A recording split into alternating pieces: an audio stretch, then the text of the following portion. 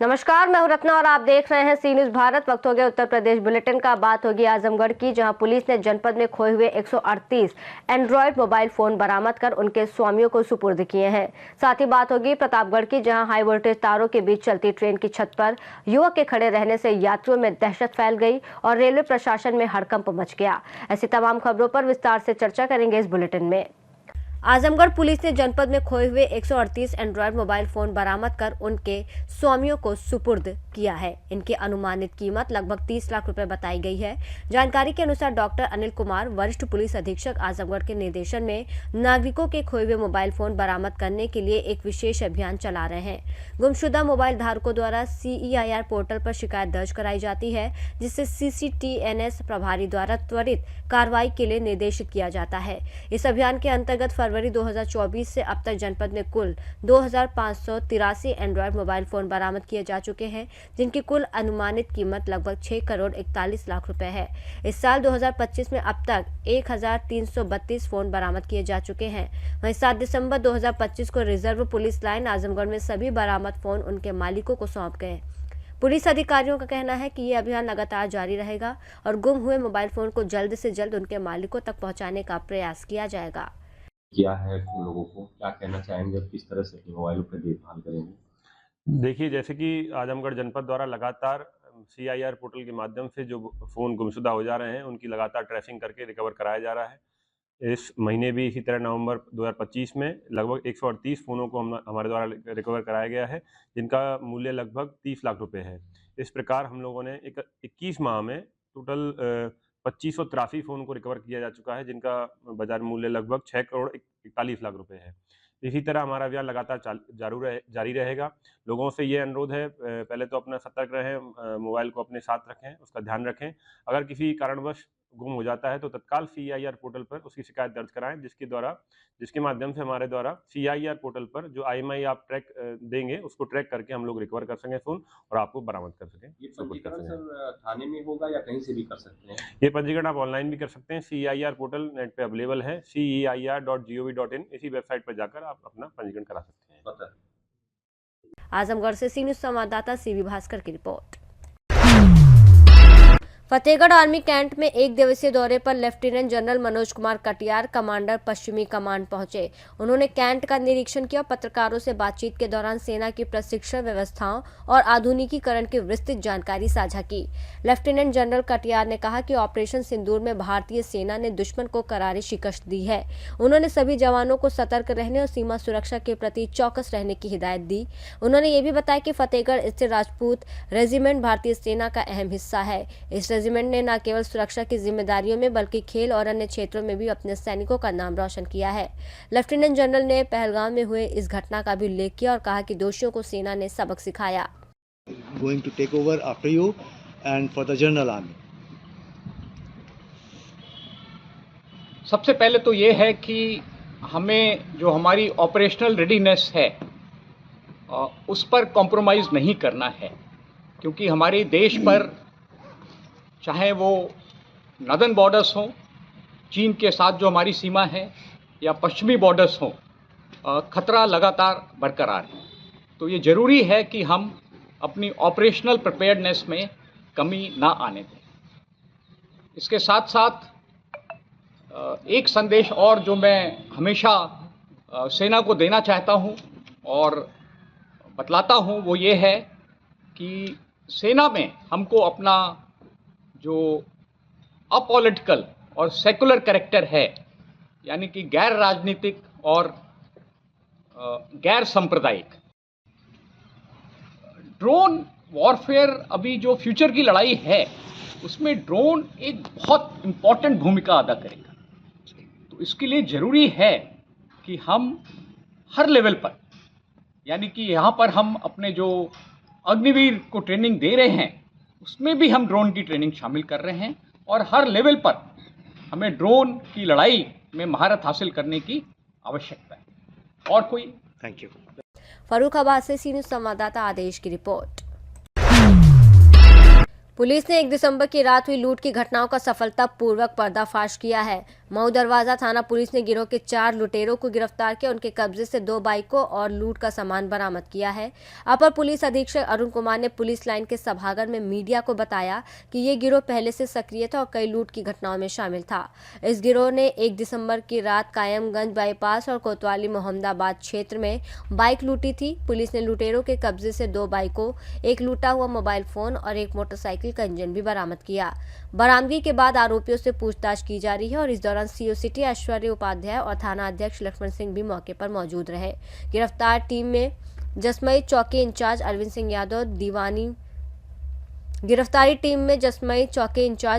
यादव, दीवान मनोज कुमार, सरताज अनुज तिवारी शामिल रहे। हुई थी। इन घटनाओं के अनावरण के लिए प्रयास किए जा रहे थे।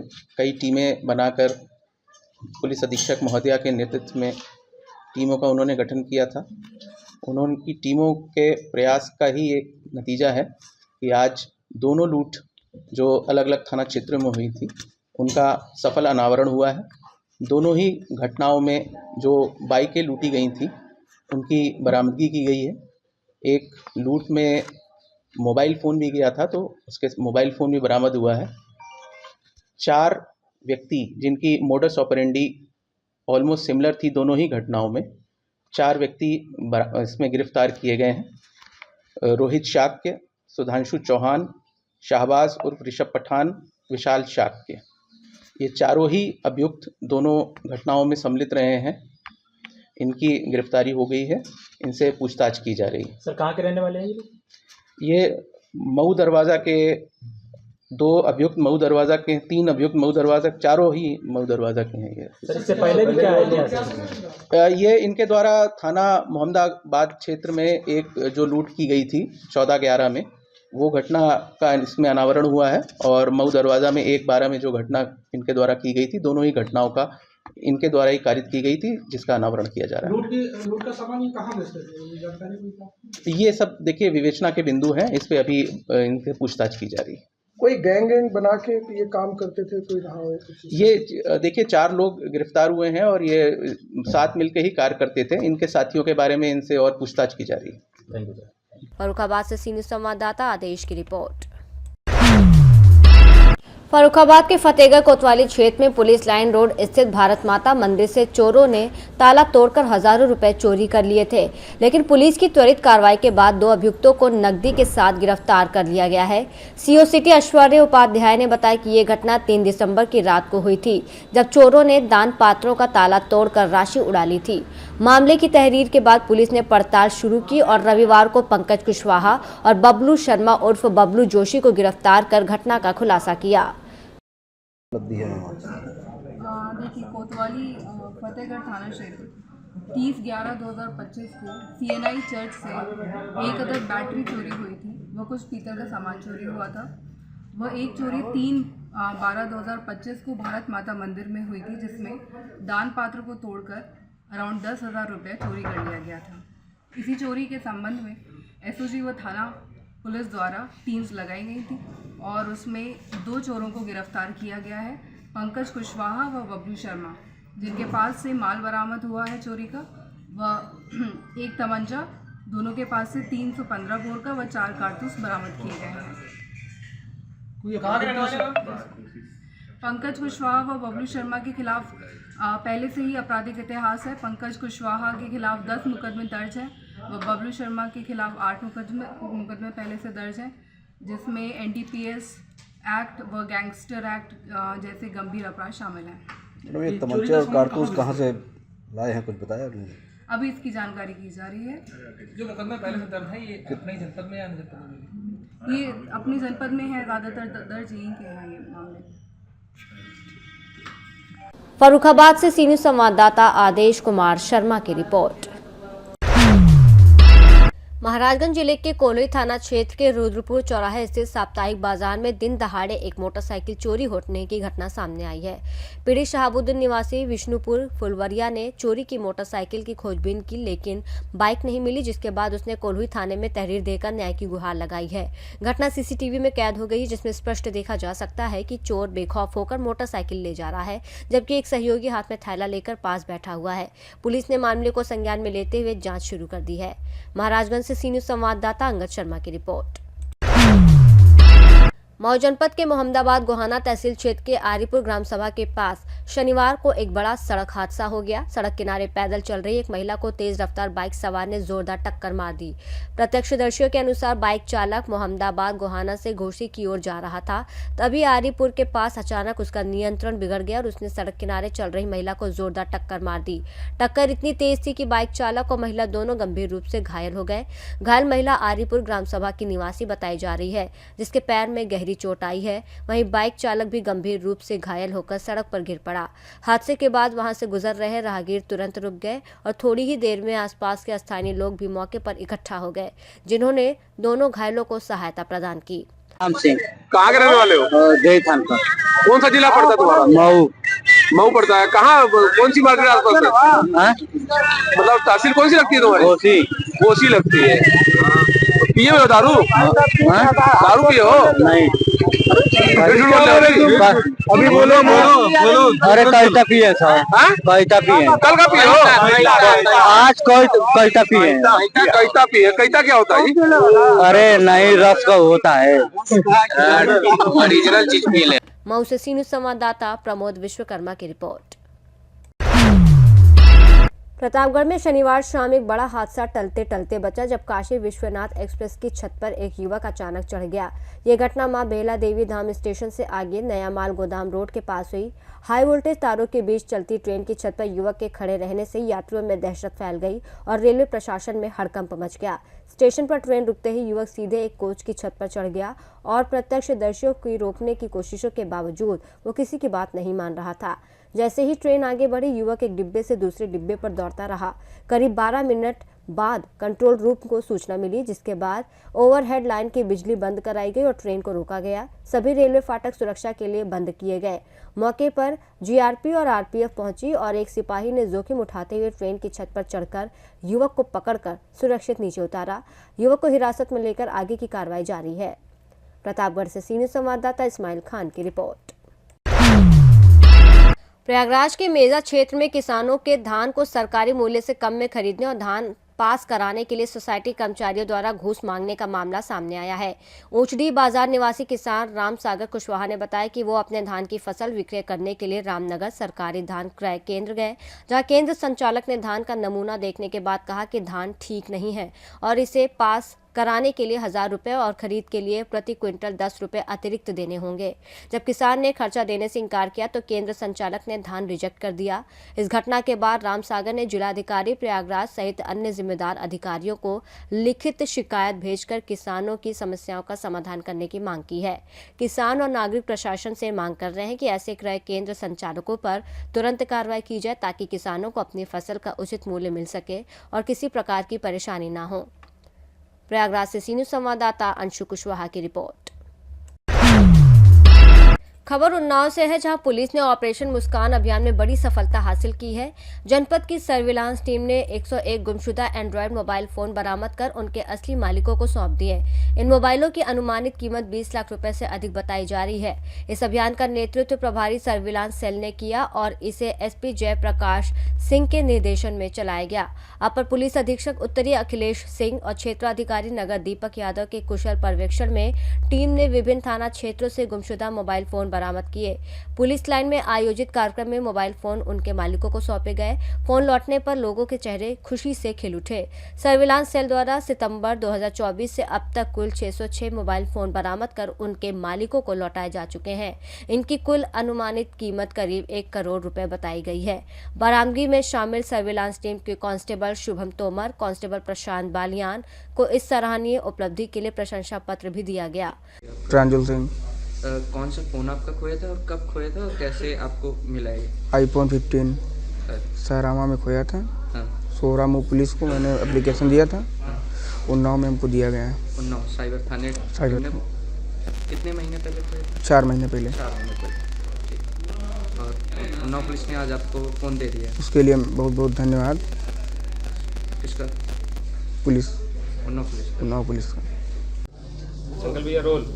कप्तान सर, ऑपरेशन मुस्कान के तहत आज फ़ोन वितरित किए गए हैं, कितने फ़ोन हैं, कितनी कीमत के फ़ोन हैं? देखिए, जो पोर्टल विकसित हुआ है CIR, उस पे जो भी मोबाइल गुम होते हैं उसके रजिस्ट्रेशन के बाद जो थाने पे हमारी टीम है वो और उसके अलावा हमारी सर्विलांस टीम मिल करके इसकी बरामदगी करती है। तो आज जो फ़ोन वितरित किए गए हैं 101 फ़ोन हैं, जिसकी कीमत लगभग 20 लाख रुपए के आसपास है।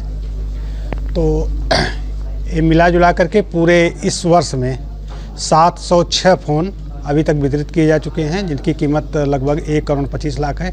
आज की टोटल संख्या 101 है, जो लगभग 20 लाख रुपए की कीमत का है। सर, जिन लोगों के मोबाइल खो जाते हैं तो आमतौर पर परेशान रहते हैं कि शिकायत कैसे करें, क्योंकि के लिए क्या करें? देखिए, इसका तो ये है कि ऑफलाइन और ऑनलाइन दोनों सुविधाएं प्राप्त हैं। अगर वो थाने पे जाते हैं या शिकायत दर्ज कराते हैं तो ऑफलाइन भी हो जाता है।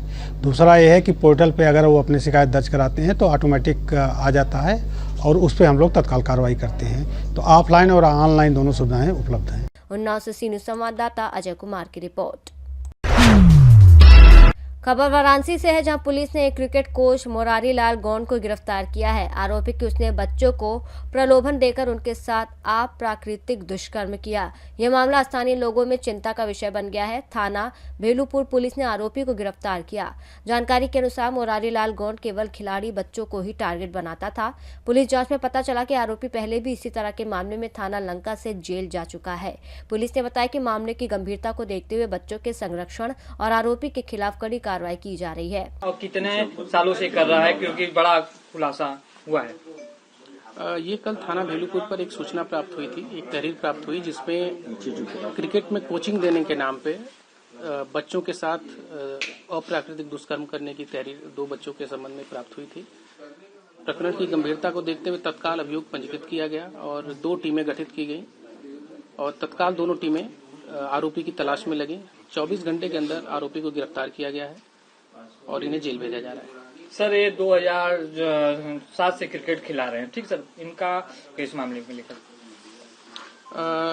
2021 में ऐसा ही एक प्रकरण संज्ञान में आया था। थाना लंका अंतर्गत FIR लिखी गई थी 377 IPC के अंतर्गत और इसे जेल भेजा गया था। वर्तमान में ये जमानत पे था उस केस के अंतर्गत। और दोबारा ये घटना करने की सूचना प्राप्त हुई कि 2 बच्चों ने ये बताया कि ये कोचिंग देने के बहाने फ्री में कोचिंग देने का उन्हें लालच दिया। पहले कोचिंग देना शुरू किया, उसके बाद सिलेक्शन कराने के नाम पे कि हम तुम्हारा सिलेक्शन करा देंगे, झांसा देके फिर उनका शोषण किया। और जब ये सूचना घर वालों को पता चली, बच्चों ने शेयर की बातें, तो इस पे पुलिस को शिकायत मिली और तत्काल अभियोग पंजीकृत कार्रवाई की जा रही है। सर, इसका कहना है, जो मामला सामने आया 2000, इसकी वाइफ छोड़ दी 2000 में, उसके बाद से लगातार ये घटनाओं को अंजाम दिया, सैकड़ों के ऊपर बातें स्वीकार करा। क्या पुलिस क्लास में बुलाए? नहीं, ऐसा ये 2016 थाना जनसा अंतर्गत ये रहने वाला है। फैमिली डिस्प्यूट हुआ इसका, पूछताछ में प्रकाश में आया है और परिवार से अलग हो गया। अपने हिस्से की संपत्ति इसने बेच दी। उसके बाद से ये घूम फिर के ही रहता था। वर्तमान में वाराणसी से सी न्यूज़ संवाददाता अब्दुल्ला हाशमी की रिपोर्ट। बुलेटिन में फिलहाल इतना ही। देश और दुनिया की तमाम बड़ी खबरों के लिए देखते रहिए सी न्यूज़ भारत।